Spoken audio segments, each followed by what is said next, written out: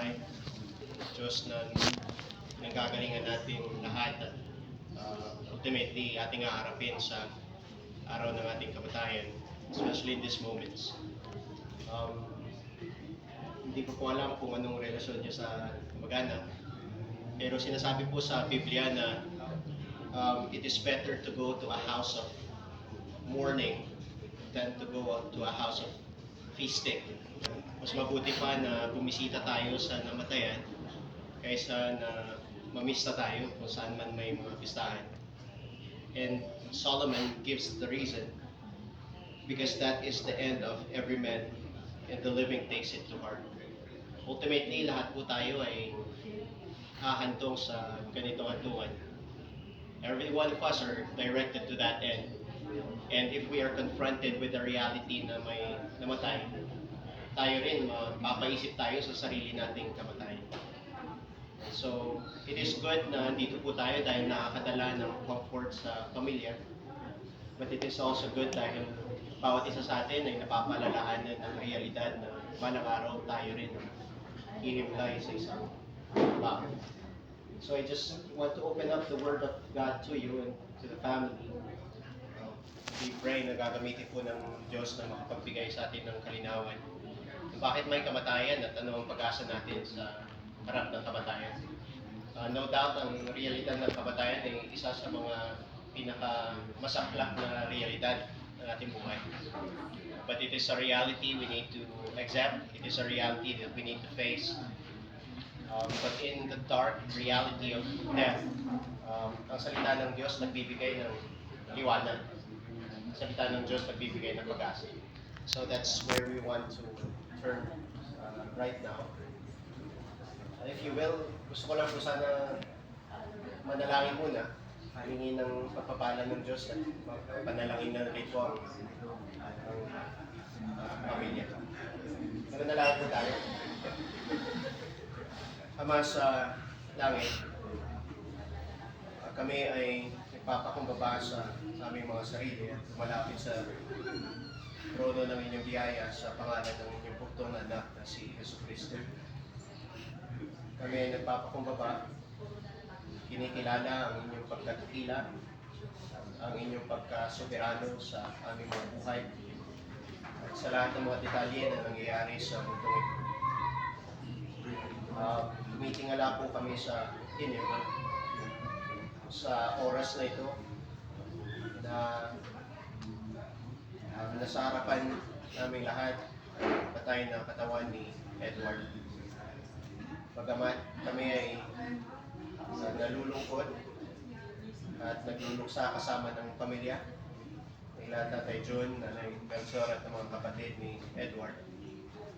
Tumitingala kami sa inyo sapagkat sa inyong salita sinasabi na kahit ang kamatayan ay nasa inyong kontrol. Walang anumang mga bagay ang nangyayari dito sa mundo ang nasa labas ng inyong kontrol. And so, though we cannot fully understand kung bakit ang mga bagay na ito ay nangyayari, we can trust the one na nasa langit who is working all things according to His good will. Dalangin po namin na ang oras na ito ay makapagbigay ng kaliwan sa mga puso at kaluluwan ng mga kamag-anak, ng mga magulang at mga kapatid ni Edward. At gamitin niyo rin po ang pagkakataon na ito na makapagbigay ng pag-asa sa bawat isa sa amin, sapagkat ang bawat isa sa amin ay kailangan humarap sa masaklap na realidad ng kamatayan. One day or another, sooner or later, kapag gusto man namin o sa hindi, we would have to face this reality, and we are being faced with it, with the death of Edward. Dalangin po namin na bigyan niyo ng pagpapalang pag-aaral ng inyong salita ngayon, sapagkat sa inyong salita may kaliwanagan. Kahit pa sa harapan ng kasaklapan ng kamatayan. So, please help us bless this time. In Jesus' name we pray. Amen. So, with regards sa realidad ng kamatayan, hindi na po natin mapabago ang realidad nito. It's part of our existence. Pero with regards sa salita ng Panginoon, pwede po natin na maharap ang realidad ng kamatayan with a different perspective. Usually, nagluluksa po tayo kung may namamatay, and that's understandable. Naihiwalay sa atin ang mga taong mahal natin sa kamatayan. Pero sinasabi sa Bible na pwede po na magluksa tayo, not as those without any hope. So pwede po pala na magluksa sa harap ng kamatayan na may pag-asa, na may kaliwanagan. And I'm hoping to bring that hope to you sa pamamagitan ng salita niya ngayon. Sinasabi po sa 1 Corinthians chapter 15 verse 22. Ito po ay mga salita ng Diyos sa pamamagitan ng pagsulat ni Apostol Pablo. Sabi, "When as in Adam all die, so also in Christ all will be made alive." In Adam, kilala naman po natin siguro si Adan. Lahat tayo ay mamamatay. Sapagkat ang lahat ng mga tao na kay Jesucristo, lahat sila ay mabubuhay muli. So even just from reading that verse, you would hear that hope sa harapan ng realidad ng kamatayan. Ang kamatayan po ay nangyayari sa ating lahat, kahit pa sa pinakatakila sa ating lahat. Mapamayaman, mapa-presidente, mapabata katulad ni Edward. Hindi natin gusto mangyari ang mga bagay na yun, pero ang realidad nangyayari po yun. Mapag gusto man natin o sa hindi, tayo ay mamamatay. Sabi sa Bible, in Adam all die. Hindi lamang po na ang iba ay namamatay, kundi ang lahat ay namamatay. In fact, sa pinaka-oras na ikaw ay napanganak sa mundo ito, nagsisimula na ang iyong kamatayan. Nagsisimula na tumulo ang mga buhangin sa ating sandglass. And we just don't know when the last sand will drop and we will die. That's the reality of life. All die. In fact, sa Hebrews chapter 9, verse 27, sabi po doon, it is appointed for man to die. So it is an appointment. It is a reality that we should face. It is God who sets that appointment, but we will all die because God has set that. So hindi lang po sa mahirap, kundi imposible talaga na tayo ay makatakas sa kamatayan sapagkat itinalaga na para sa bawat isa sa atin. Ang iba ay nauna na sapagkat tayo ay darating rin ng araw na yun. It is, kung sa mga Amerikano ba, it is the elephant in the room na hindi natin gustong pag-usapan. Pero kahit anong gawin natin, hindi naman talaga natin maaaring iskapuhan. They call it the elephant in the room, na sa kabilang kwarto lang, nakakatakot. Pero wag na lang natin pag-usapan, kahit nandyan yan. May mga kakilala po ako na kung napag-uusapan ng kamatayan, umaalis sila. Ayaw nilang pag-usapan. And in a sense, we understand that, pero in another sense, there's nothing you can do about it. You need to face it. It's something that we really need to deal with, pagkat yan ay kabilang sa ating mga buhay. Sooner or later, we all have to face death. The last time I checked, 10 out of 10 people died. It's not 9 out of 10 people. 10 out of 100% ang death rate ng kamatayan. In other words, wala talagang exemption. Ang mga ninununuan natin hanggang sa mga kapuapuan natin, lahat ay mamamatay, kasama po tayo. And so it's a bitter truth, but it's the bitter truth of our existence na balang araw po, tayong lahat ay maglalaho rin galing dito sa mundo. In fact, ang kamatayan po ng isang tao ay napakalaking reminder sa ating lahat na tayo rin ay kaharap at ahandog sa kanyang realidad. So, I know we want to give some hope in the face of the death of Edward, pero bago po tayo makarating sa hope na yon, necessarily we need to talk about the reality of death. Ang hirap lunukin ng katotohanan ito, pero before we feel the effect of the medicine, we need to taste its bitterness first. Before we can have the cure of the surgery, we need to be cut first. And difficult and hard truth is, yun nga po, lahat po tayo mamamatay. It's true across the spectrum. In Adam, all died. Now, I just want us to be reminded, it has not been like this all the time. Hindi naman po tayo ginawa ng Diyos, hindi ginawa ng Diyos ang buong mundo ng may kamatayan. We believe in the Genesis account that He made heaven and earth in 6 days. Pagkatapos niya nilikha, kasama si Adan at si Eva, sinabi niya, it is very good. And God would not have said it is very good kung ang kamatayan ay kabilang sa ginawa niyang paglikha. So in the beginning, nung ginawa ng Diyos ang tao, wala pong kamatayan. Walang luha. Walang kailangan na magsabi ka na paalam na. Walang kasakitan. Dahil ginawa ng Diyos ang mundo na perfecto.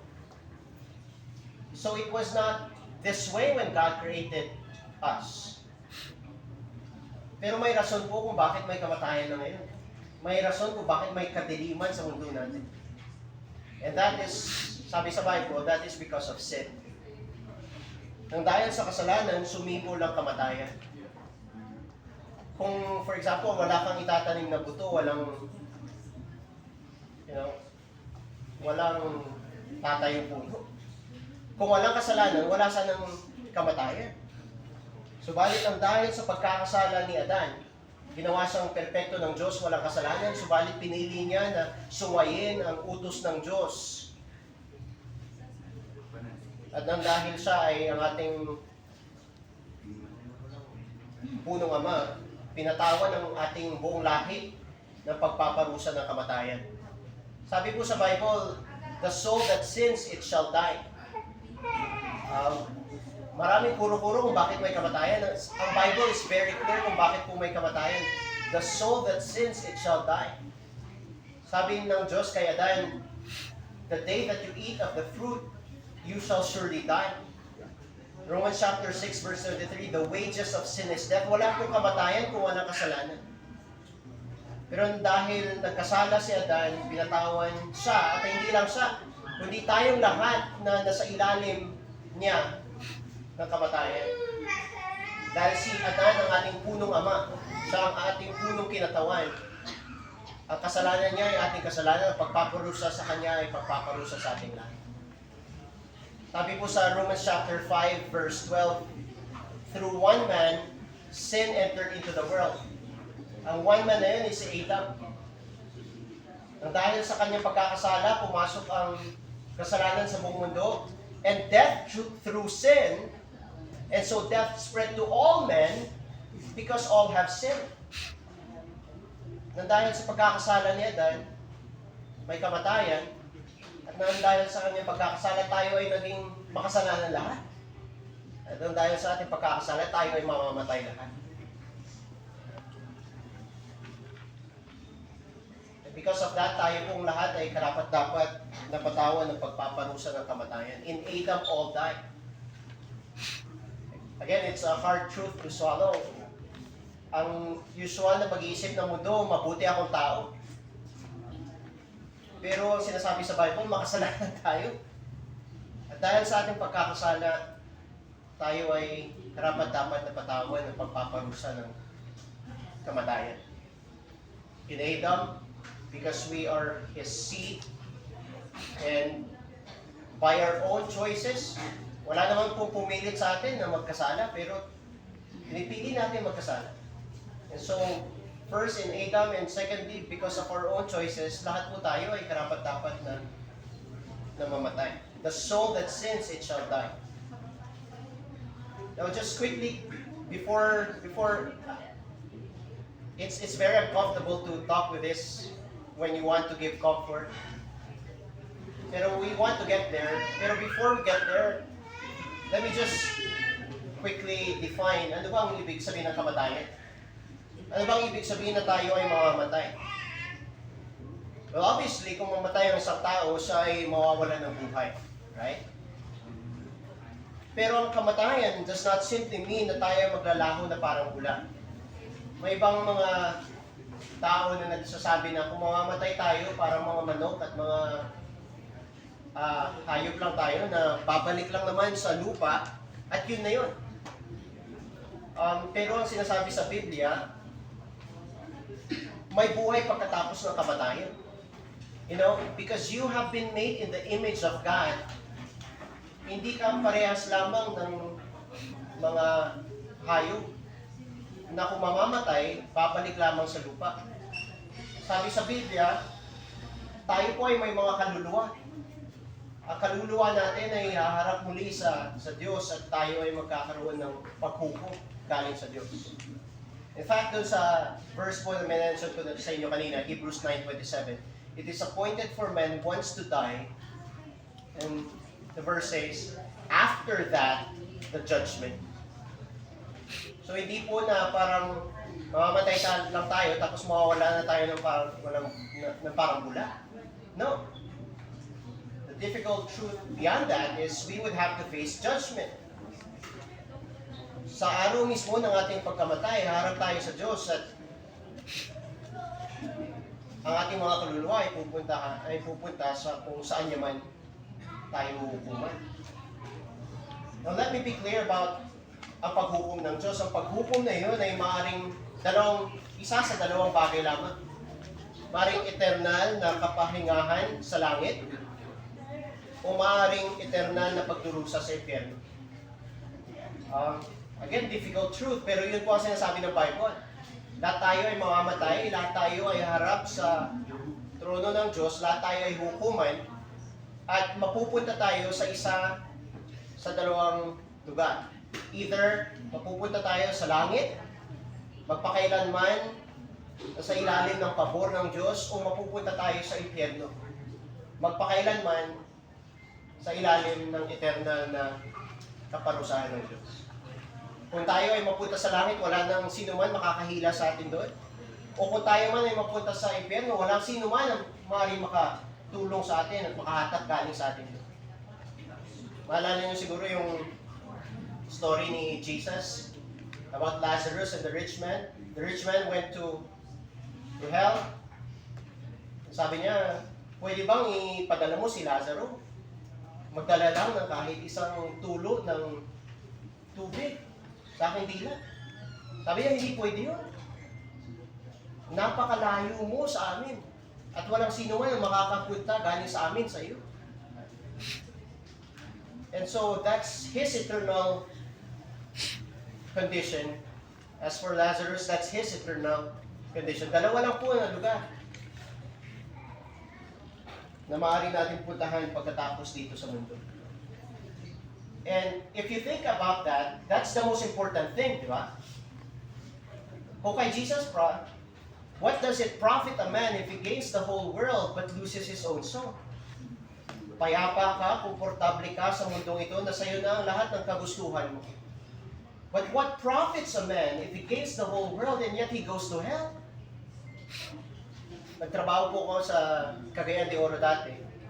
Yung pastor namin laging inuulit-ulit, mas mabuti na lang kung ganun ang maging kahinatnan mo na naging manok ka na lang. Sabi niya.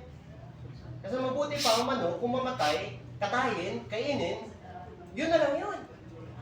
Pero ang isang tao na marahil okay ang lahat dito sa mundo pero impyerno. Sabi ni Jesus Christ, it is better for that man that he should never been born. Kasama ko po yung anak namin. Pangalan niya po si Nicodemus. Actually, pangalawang anak na namin. Pinangalanan namin siya ng Nicodemus kasi sa John chapter 3, andun si Nicodemus, kinausap ni Jesus. Sabi ni Jesus sa kanya, unless a man is born again, he cannot enter the kingdom of God. Gusto namin ipaalam sa kanya, anak, ikaw, isa ka rin makasalanan tulad ng iyong ama. Kailangan mo ng kaligtasan. Kailangan mo makilala ang Diyos. Kailangan mo buhay muli. Spiritually speaking. I can remember nung pinapanganak siya ng aking asawa doon sa Notre Dame. Nanalangin po ako doon sa kwarto kasama ko ang aking ina. Sabi ko, Panginoon, kung hindi lang rin po maliligtas ang aking anak, Panginoon, kung hindi lang rin naman po makakakilala ang aking anak sa inyo, kahit hindi niyo na po siya ibigay sa akin. And that was not a light prayer because pangalawang anak namin siya, namatay po ang una namin anak. Why did I pray that? Because I understand na mabuti pa na mamatay ang isang bata sa sinapupunan sapagkat dediretso lang rin naman siya sa langit. May awa ang Diyos sa mga ganong kaso. Kaysa na lumaki pa siya dito, magpatuloy siya sa kasalanan, hindi siya makilala sa Diyos, at magtapos lang din naman siya sa impyerno. So, what I'm pointing at is, ito po ang pinaka-importante na bagay sa buong buhay natin. Marami tayong pinaghahandaan, di ba? Sa mga ina dito, naghahanda kayo ng ano makakain ng inyong mga anak bukas. Sa mga estudyante dito, naghahanda kayo para sa inyong mga exam. Marami tayong pinaghahandaan, pero kung may isang bagay na dapat talaga nating paghandaan, yun ang pagtindig natin sa harapan ng Diyos someday. We want to be sure that when we stand before the Lord on Judgment Day, we will not be forsaken. Sabi sa Matthew 7, many on that day, kung babalik daw si Yesu Cristo, sabi sa kanya, Lord, Lord, di ba na preach pa kami sa inyong pangalan, gumawa kami ng mga gagandang bagay sa inyong pangalan, sasabihin daw sa kanila ni Jesus, I never knew you. Depart from me, you who work iniquity. You can just imagine yung mga taong yun na iniisip nila, magpapalangit sila, tapos sinabihan sila ni Jesus on that day, I never knew you. You can just imagine the darkness that has dreaded on them, realizing that once and for all, they will spend eternity in hell. What profit has a man if he gains the whole world and loses his own soul?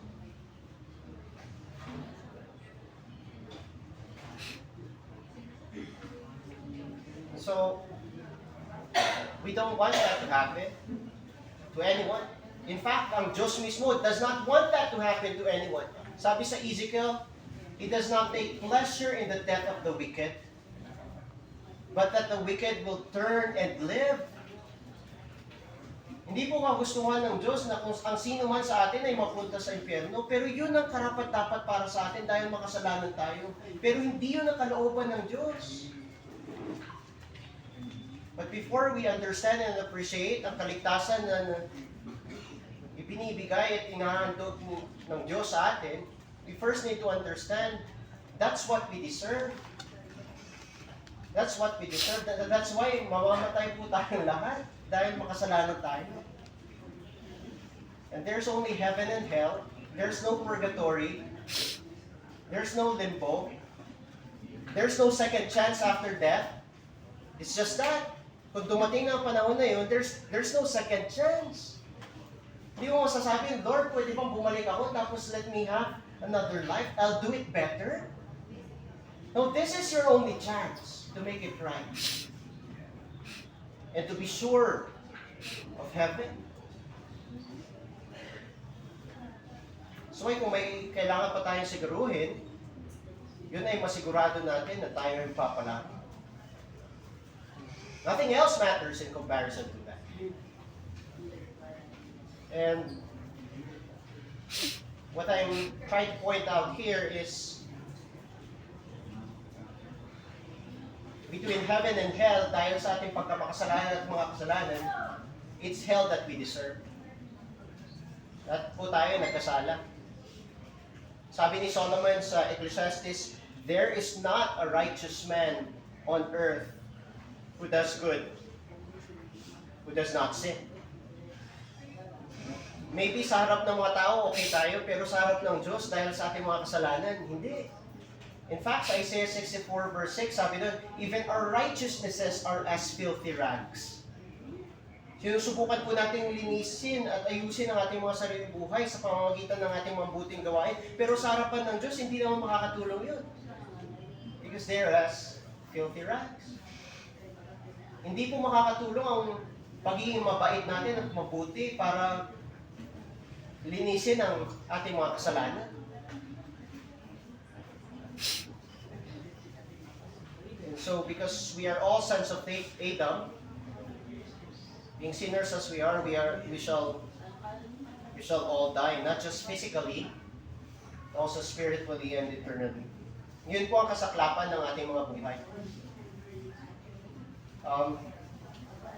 If I would end the message at this point, siguro mga pamilya would condemn me for that. Dahil ina-expect nila ako na pumunta dito para magbigay ng kapayapaan at ng pag-asa. Pero as I said, we would not understand the medicine unless we understand we're sick. We would not understand the hope that we need unless we understand we're in darkness.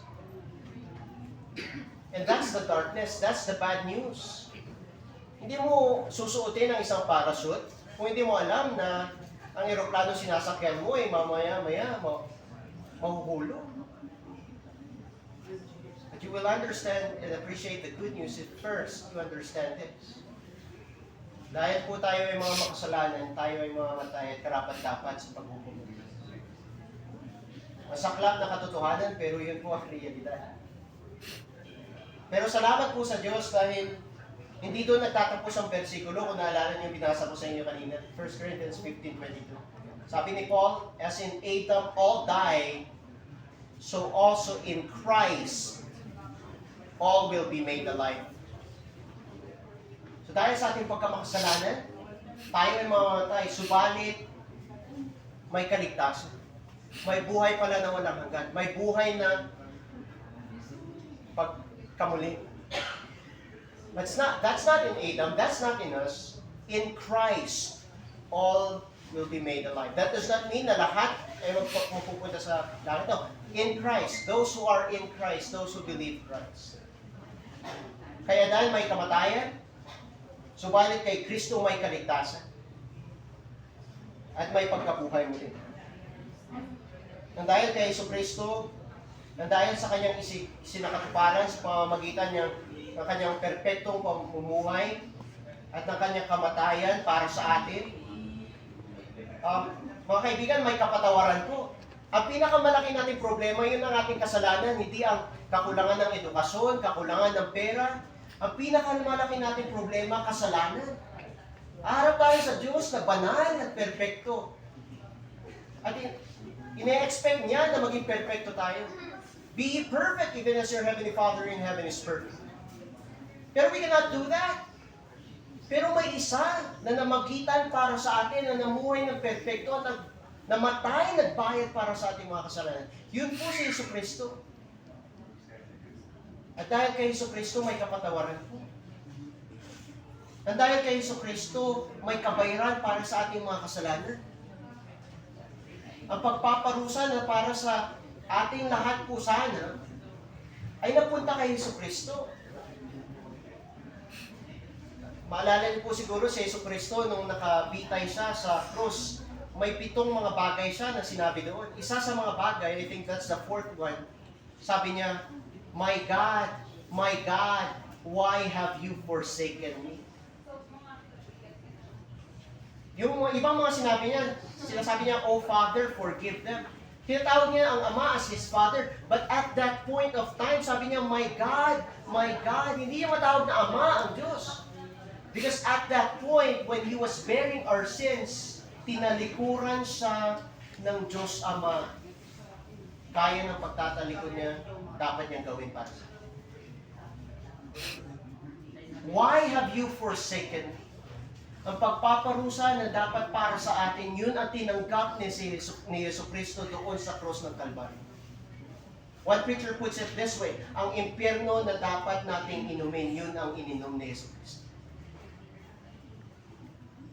Tayo karapat-dapat na parusahan, pero tinanggap yun ni Jesucristo.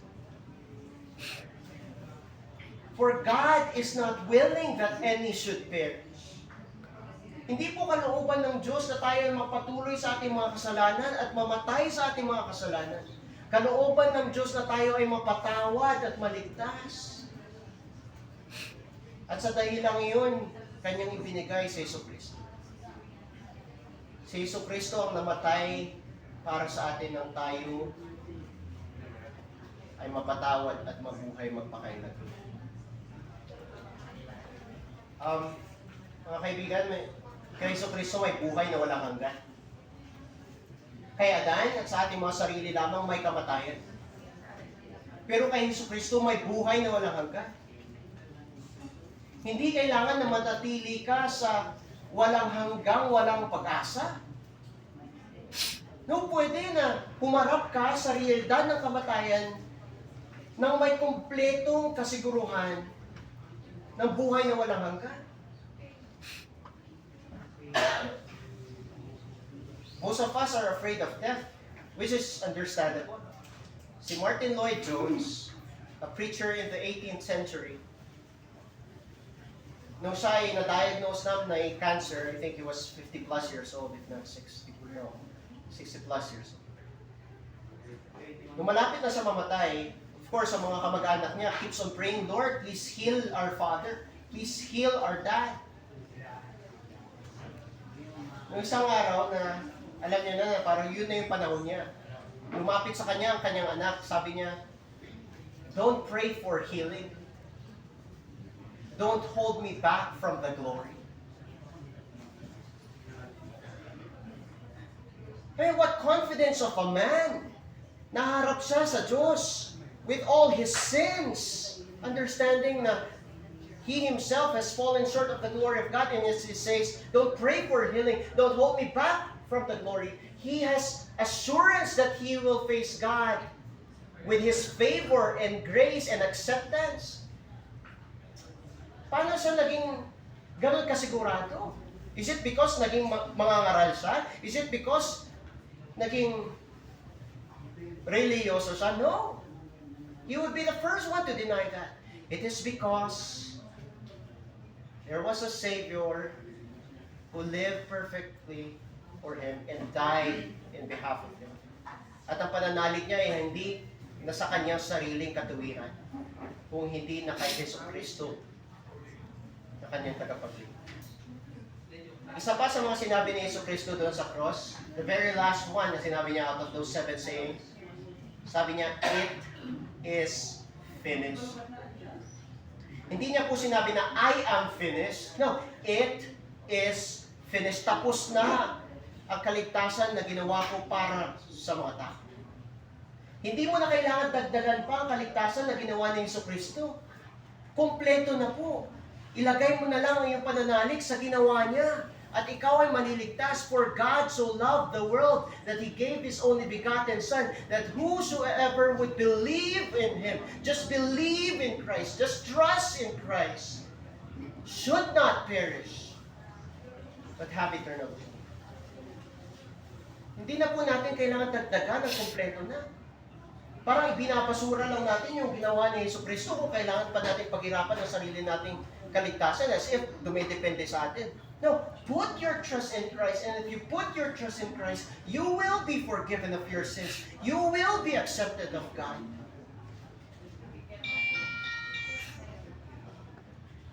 Kaya sabi po ni Paul, in Adam, all die, but in Christ, all will be made alive. May pag-asa po sa harap ng kamatayan. And I'm just hoping na si Edward, when he had the time, he got to know Christ. Because Christ alone is our hope. Pero pumunta po ako dito para sa inyo. One of these days, we will be like Him. And I want to give you the hope na binibigay ng Diyos na Kanyang salita in the face of death. It is appointed for man once to die. Lahat po tayo ay darating dyan. And we will be judged. But there is hope. In Christ, you can be made alive. In Christ, you can be forgiven. In Christ, you can have eternal life. In Christ, you can know for sure that sin and death no longer has power over you. Sa last verse ng 1 Corinthians 15, kung saan ko kinukuha yung text natin ngayon. Sabi ni Paul, O death, where is your sting? O grave, where is your victory? Para sa isang tao na tinatawanan ng kamatayan. Bakit? Because Christ died and rose again for us. Si Jesucristo po hindi lang po namatay para sa ating mga kasalanan. Pagkatapos ng 3 araw siya ay nabuhay muli. Nang sa ganun, ang sino mang manampalataya kay Jesucristo ay mabubuhay muli. Sa katapusan, sinasabi sa Biblia, may pagkabuhay muli ng mga mananampalataya kay Jesucristo, may pagkabuhay muli ng mga hindi nanampalataya kay Jesucristo. Whether we like it or not, we would be resurrected in the last day. But only one of those resurrections will lead to life, and that's in Christ. Ang mga tao mabubuhay muli na hindi kay Jesucristo will resurrect in death, in hell, in the lake of fire. And again, that's not the will of God for each one of us. He does not want us to die in hopelessness, in sin. He wants us to die in Christ. And hope, and assurance, and life.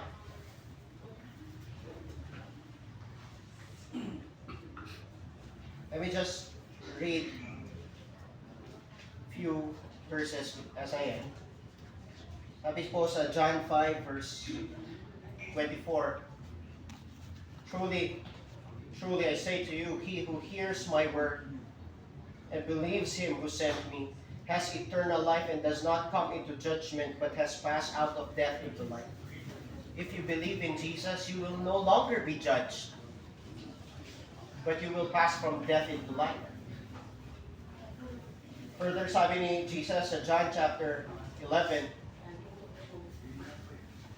verse 25, I am the resurrection and the life. He who believes in me will live even if he dies.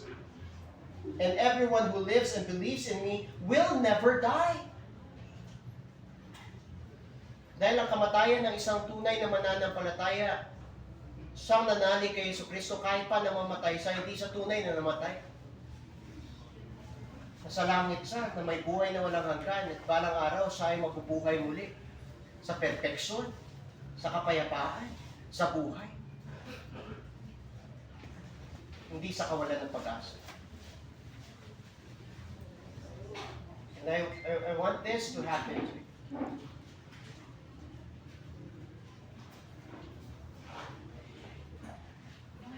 Sabi po ni Jesus in John 5:21, just as the Father raises the dead and gives them life, even so the Son also gives life to whom He wishes. Ultimately, ang Diyos po makapagbibigay sa atin ng buhay na walang hanggan. Ultimately, ang Diyos po makapagbibigay sa atin ng pananampalataya para kay pananampalataya kay Jesucristo. Upang tayo ay mabuhay na walang hanggan, magkaroon ng kapayapaan at kasiguruhan din. I pray that He will do that to you even this night. Maring sa lamin na ito, iniisip mo, mabait naman ako na tao, mabuti naman ako, religyoso naman ako, spiritual naman ako, hindi naman ako mamamatay tao. That's not gonna bring you to heaven. We are all sinners. What's gonna give you hope is Christ. Put your hope in Christ, please. And death will have no sting. You will have hope even in the face of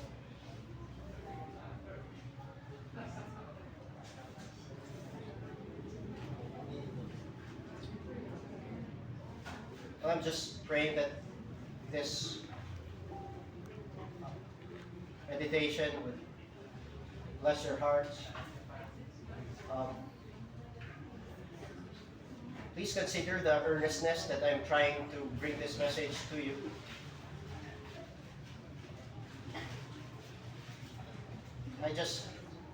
us all to have hope. Si Yesu Cristo lamang po ang makapagbibigay sa atin ng kapayapaan na yun. At hindi ang ating mga sarili. I pray na ang kapayapaan na yun, taliwan ay mapunta sa pamilya, kay Tatay John, kay Nanay Melchor, sa mga kapatid. Alam po, napakasakit na mawalan ng kapatid. Nawalan ako ng anak dati. But at the face, sa mga bagay na hindi mo makontrol, you can just look up and look at Him who controls everything. And He Himself who has given His only begotten Son ng tayo ay mapatawad at karoon ng buhay na walang hanggan. Sabi ng isang kanta, if you can't trace His hand, trust His heart. Hindi mo man makita ang kabutihan ng Diyos sa mga nangyayari sa buhay mo ngayon, sa kamatayan ni Edward. If you cannot trace His hand, trust His heart. Ang Diyos na kumuha kay Edward ay isang mabuti na Diyos at hindi nagkakamali. At ang Diyos na yun ang siyang nagdala sa inyo sa oras na ito upang makapakinig ng mensahe ng kapayapaan at pag-asa. And this is no accident that you have heard the gospel. He wants you to have eternal life. He wants you to have hope.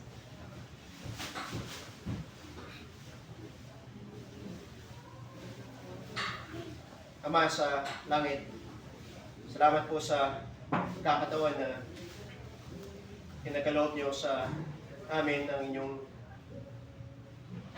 katotohanan na puno ng kabutihan at pag-asa ay aming mapagbulay-bulayan. Salamat po na sa gitna ng aming mga kasalanan at sa kabila ng realidad ng kamatayan ay may pag-asa. At ang pag-asa ngayon ay nasa persona ng inyong buktong na anak na si Yesu Cristo. At salamat na sa Kanya may kaligtasan.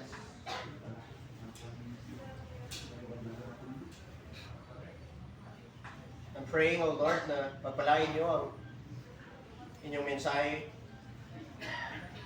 sa mga tao na inyong idinala sa inyong providensya ngayong gabi. Nakapakinig po sila ng mensahe ng pag-asa. Dalangin po namin ang pag-asa ito ay tunay ngang mapasakanin sa pamamagitan ng pananampalataya at pananalig kay Yesu Cristo at kay Yesu Cristo lang. Dalangin rin po namin ang inyong biyaya at awa sa pamilya ay Tatay John, Nanay Melchor, at sa mga kapatid ni Edward. Di man po namin lubos na maintindihan kung bakit niyo hinayaan na mamatay si Edward ganito kaaga. We know that you are good and we know that you can be trusted. Dalangin po namin na sa gitna ng kasakitan at kabigatan na tutulungan niyo po ang pamilya na tumingala sa inyo. Pagkat sa inyo lamang tunay na mahahanap ang pag-asa at kaliwan na kinakailangan nila. Tabagan niyo po ang bawat membro ng pamilya. Sa pangalan ni Yesu Cristo. Amen.